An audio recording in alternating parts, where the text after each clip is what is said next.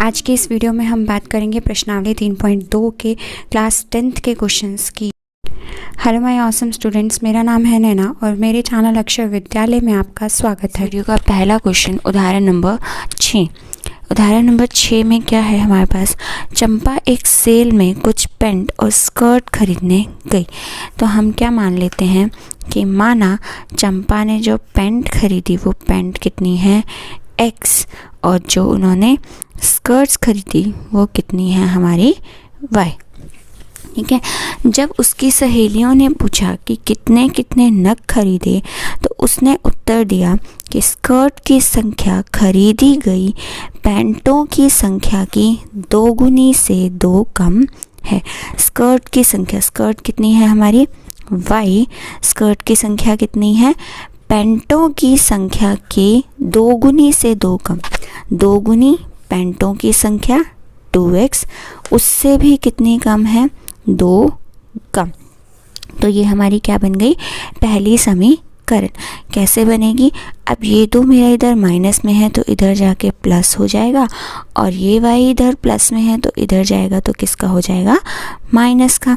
तो यानी कि मेरी पहली समीकरण क्या बन गई 2x माइनस y बराबर 2। ठीक है। आगे क्या बोला उन्होंने, स्कर्ट की संख्या, स्कर्ट की संख्या यानी कि y बराबर है किसके, खरीदी गई पैंटों की संख्या की 4 गुनी से भी 4 कम है। खरीदी गई पैंटों की संख्या से 4 गुनी से भी 4 कम है। तो यानी कि हमारे पास क्या आ गया y बराबर 4x माइनस y। तो अब यहाँ से क्या आ जाएगा, ये 4 फिर से वही काम करेंगे, ये 4 इधर माइनस में है इधर जाएगा तो प्लस का, ये इधर प्लस का है इधर जाएगा तो माइनस का, यानी कि 4x माइनस y क्या बन गया 4x माइनस y बराबर 4। तो ये 2 समीकरण बन गई हमारे पास। अगला स्टेप क्या करते हैं हम, पिछली वीडियोस में जैसे हमने समझा ग्राफीय विधि से हमें क्या निकालना है पैंटों और स्कर्ट की संख्या। तो कैसे निकालते हैं ग्राफीय विधि से, सबसे पहले हम किसकी वैल्यू 0 पुट करेंगे, x की वैल्यू। अगर x की वैल्यू 0 है तो 0 माइनस y बराबर 2। तो y का साइन इधर नेगेटिव है तो इधर जाके ये नेगेटिव हो जाएगा। तो y की वैल्यू कितनी आ गई मेरी -2। ठीक है। इसी तरह से अब अगली बारी में हम किसकी वैल्यू 0 पुट करेंगे, x की। अगर अगली बारी में हम किसकी वैल्यू 0 पुट करेंगे, y की। अगर मेरा y 0 है तो 2x बराबर 2, तो x की वैल्यू आ गई मेरी 1, क्योंकि ये तो इधर जा कर के नीचे जाके क्या हो जाएगा भाग, तो 2/2 आ गया 1। इसी तरह से अब यहाँ पर अगर बात करें तो x की वैल्यू अगर 0 है तो 0 माइनस y बराबर 4, तो माइनस y बराबर 4 आ गया। ये इधर माइनस साइन लगा हुआ है, माइनस साइन को बहुत ध्यान से देखना वरना क्वेश्चन हमारा गलत हो जाएगा। तो y की वैल्यू कितनी आ गई मेरी -4।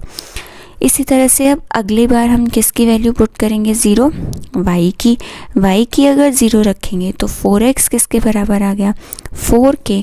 तो x की वैल्यू मेरी कितनी आ जाएगी, x की वैल्यू आ जाएगी मेरी 1। बस अब इसको क्या करेंगे ग्राफ पर बनाएंगे और हमारे पास पैंटों और स्कर्टों की संख्या आ जाएगी।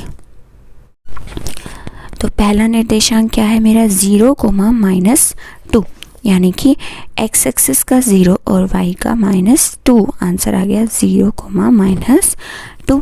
इसी तरह से 1, 0, x की 1 और y की 0, निर्देशांक बन गया 1, 0। अब इन दोनों बिंदुओं को जब मिला देंगे तो जो रेखा बनेगी उसकी समीकरण क्या होगी 2x माइनस y बराबर 2। तो ये रेखा बन गई मेरी 2x माइनस y बराबर 2।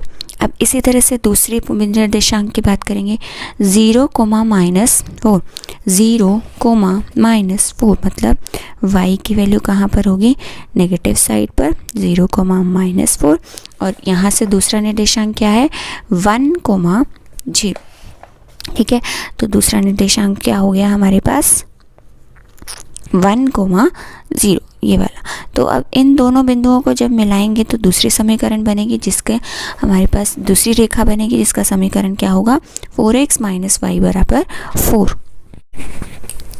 तो अब क्या हो गया हमारे पास, ये इसको इस बिंदु पर, एक बिंदु पर कॉमन पर प्रतिच्छेद करिए, तो यानी कि ये बिंदु क्या हो गया हमारा, दोनों समीकरण का हल, यानी कि ये वैल्यू हो गई x की और ये वैल्यू हो गई किसकी, y की।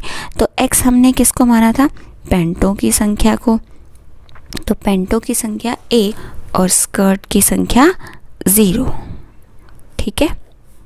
तो उसने कितनी पैंटें खरीदी, 1, और उसने कोई भी स्कर्ट नहीं खरीदी।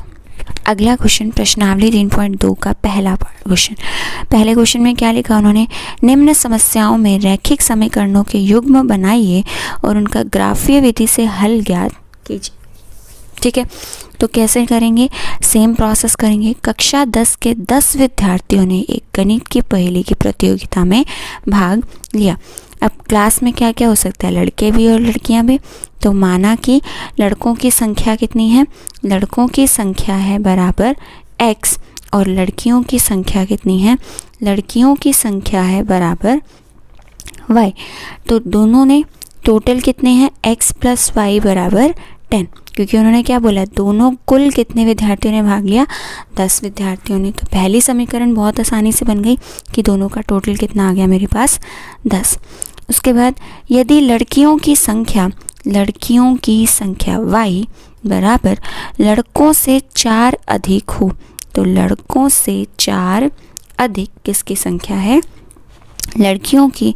तो प्रतियोगिता में भाग लिया, तो बताओ लड़के और लड़कियों ने, कितने लड़के और लड़कियों ने भाग लिया। तो पहला पार्ट क्या था, पहला पार्ट था मेरा रैखिक समीकरण के युग्म बनाइए, तो ये हमने युग्म बना दिए। अब हमें इसको ग्राफीय विधि से हल करके बताना है।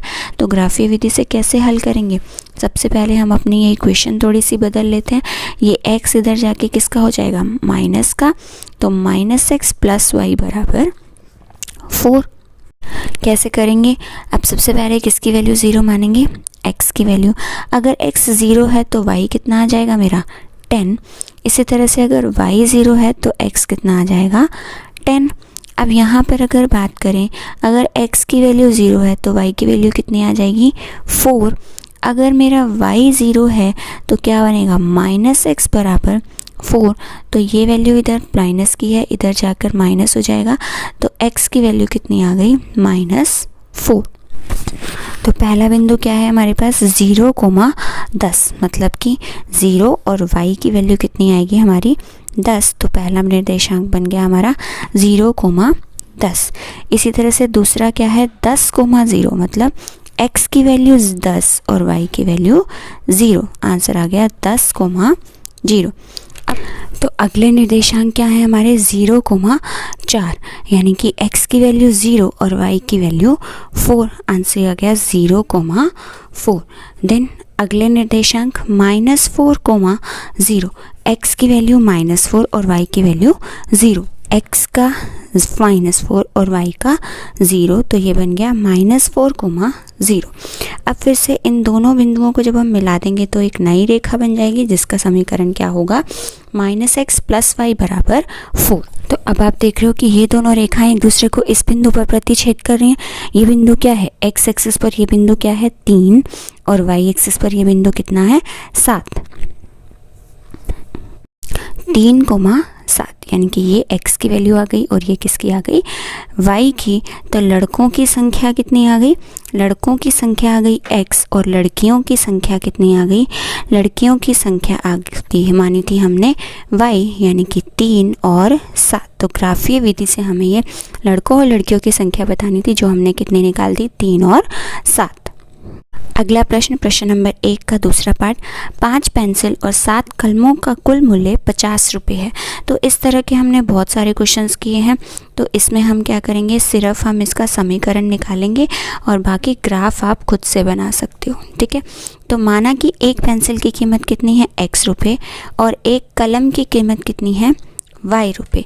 तो 5 पेंसिल खरीदने में कितने रुपये खर्च होंगे, 5x, प्लस 7 कलम खरीदने में कितने पैसे खर्च होंगे, 7y, और कुल कीमत कितनी आ रही है उसकी, 50 रुपये। दूसरा, पहली समीकरण ये बन गई हमारी। दूसरी समीकरण क्या बनेगी, जबकि 7 पेंसिल, यानी कि 7 पेंसिल खरीदने में कितने रुपए खर्च होंगे, 7x, प्लस 3 कलम खरीदने में, यानी कि 3y, इनका कुल मूल्य कितना है 46 रुपये। तो ये दो समीकरण बन गई। अब इन दो समीकरण का मूल्य ज्ञात करना है, एक पेंसिल का मूल्य और एक कलम का मूल्य, और कौन सी विधि से, ग्राफीय विधि से। तो कैसे करोगे, वही दोनों के निर्देशांक निकालेंगे और उसको ग्राफ पर बना देंगे। जहाँ पर दोनों समीकरण एक दूसरे को प्रतिच्छेद करेंगे वो बिंदु हमारे क्या हो जाएंगे, x एंड y। तो वो हो जाएगी कीमत पेंसिल की और एक कीमत y की। ठीक है, बढ़ते हैं अगले प्रश्न नंबर 2 की तरफ। इसके भी हमारे 3 पार्ट्स हैं, बहुत आसान है। तीनों के तीनों पार्ट्स ऐसे ही करने, बस आप एक पार्ट समझ लीजिए तो आप बाकी के 2 पार्ट्स खुद से निकाल सकते हैं। ठीक है, तो क्या है, अनुपातों a1/a2, b1/b2 और c1/c2 की तुलना कर ज्ञात कीजिए कि निम्न समीकरण द्वारा निरूपित रेखाएं एक बिंदु पर प्रतिच्छेद करती हैं, समांतर हैं अथवा क्या है, समपाती।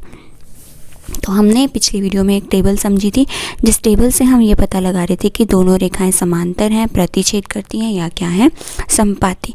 तो उसके लिए हमें क्या निकालना पड़ेगा, सबसे पहले a1/a2, b1/b2 और c1/c2।